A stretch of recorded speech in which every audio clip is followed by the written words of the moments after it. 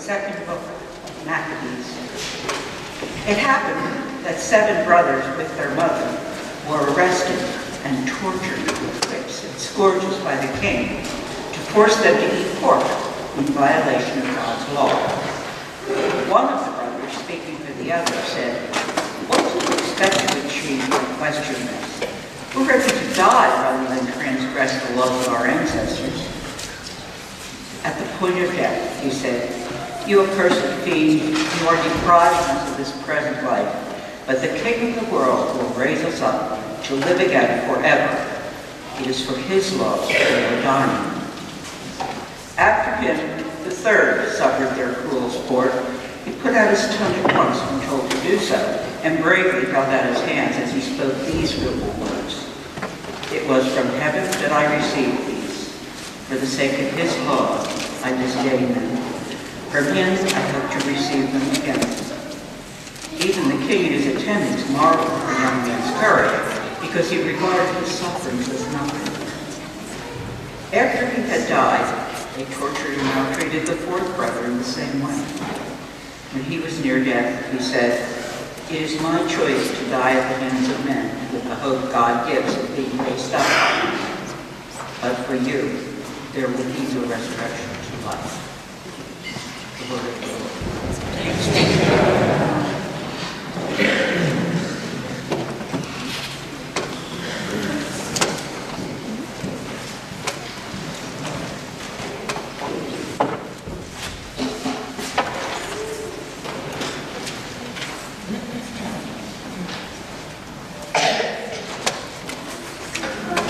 The responsor is number 761. I will always thank the Lord. 761.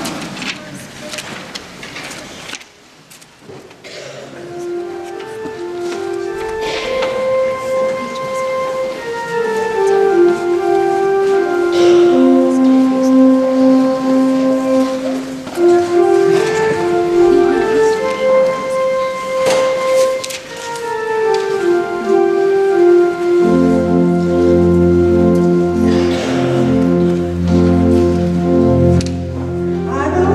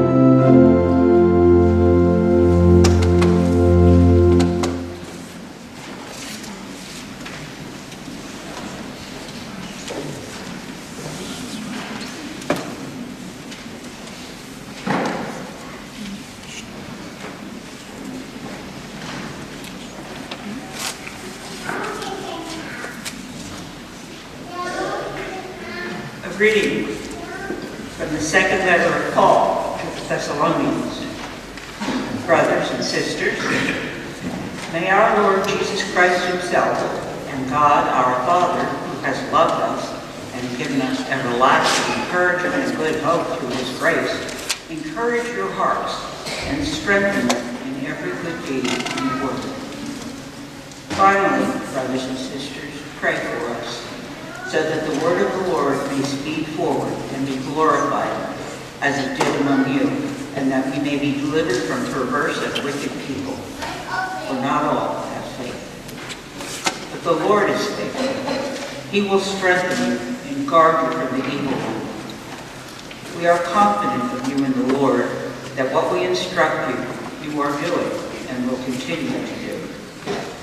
May the Lord direct your hearts to the love of God and to the endurance of Christ. The word of the Lord.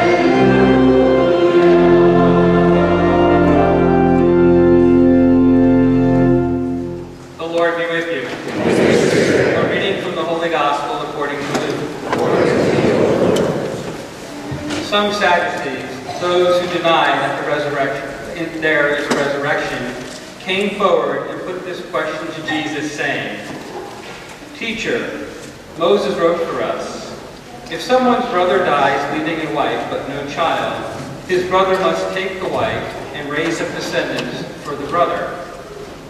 Now there were 7 brothers. The first married a woman, but died childless.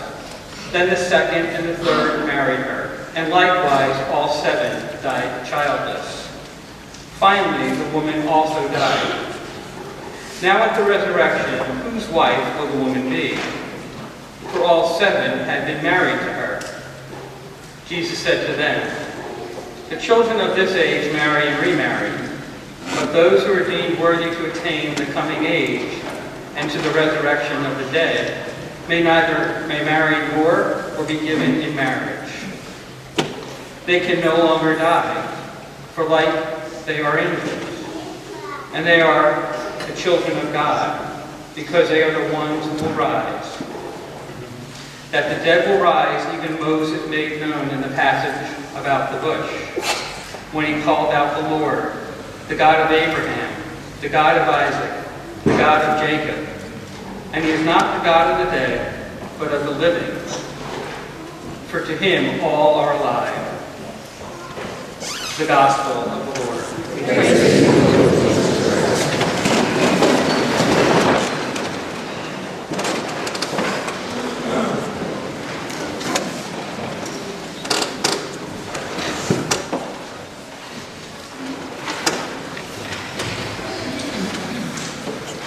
This morning's gospel is one of those, what I call, for crying out loud gospels. Why?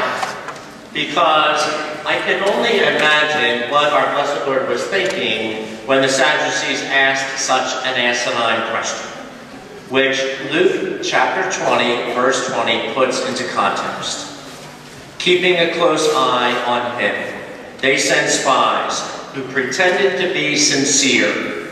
They hoped to catch Jesus in something that he said so that they might hand him over to the power and the authority of the governor. They wanted to catch Jesus. They wanted to make him look foolish.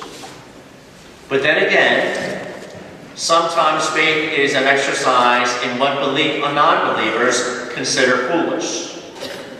Noah looked foolish building a boat in the middle of the desert. Moses looked foolish demanding Pharaoh to let the people go. Moses looked foolish a second time, raising his staff over the waters. He looked foolish a third time, promising meat to eat in the middle of the wilderness. The Israelite army looked foolish marching around Jericho blowing trumpets. A shepherd boy named David looked foolish bringing a slingshot to a sword fight. The Magi looked foolish tracking a star to Timbuktu. Peter looked foolish getting out of the boat in the middle of the Sea of Galilee. In last Sunday's Gospel, Zacchaeus looked foolish climbing a tree. Jesus looked foolish wearing a crown of thorns. But the results speak for themselves. Noah was saved in the flood. Moses led the Exodus out of Egypt. The Red Sea was split. Quail in abundance in the wilderness. The walls of Jericho came tumbling down. David defeated Goliath. The Magi discovered the Messiah. Peter walked on water. And Jesus was crowned King of Kings.